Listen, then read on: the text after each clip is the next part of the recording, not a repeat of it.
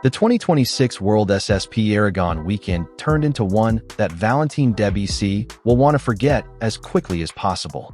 Arriving in Spain with high expectations and regarded as one of the strongest contenders for victory, the EASTROC ZXMOTO factory Evan Bros racing rider instead found himself battling through a weekend that never quite went according to plan.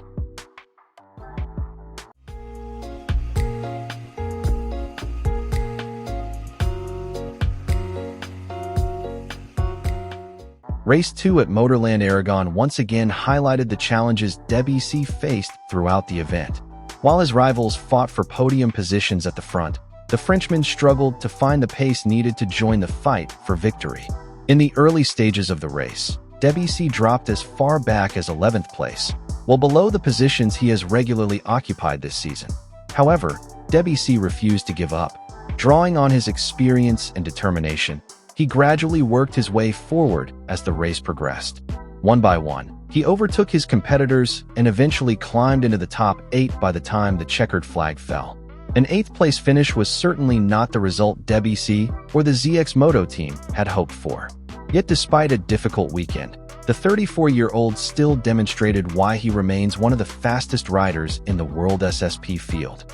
The clearest evidence came from his race pace. Debise set the fastest lap of race 2 with an impressive 1 minute and 53.300 seconds, becoming the only rider to break into that lap time range during the race. The performance underlined that both the ZXMOTO machine and Debise's raw speed remain highly competitive.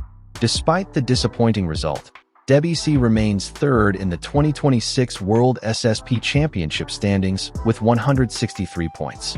He trails Jaume Masia by just 3 points after the Spaniard moved into second place with 166 points, while Albert Arenas continues to lead the championship with 206 points.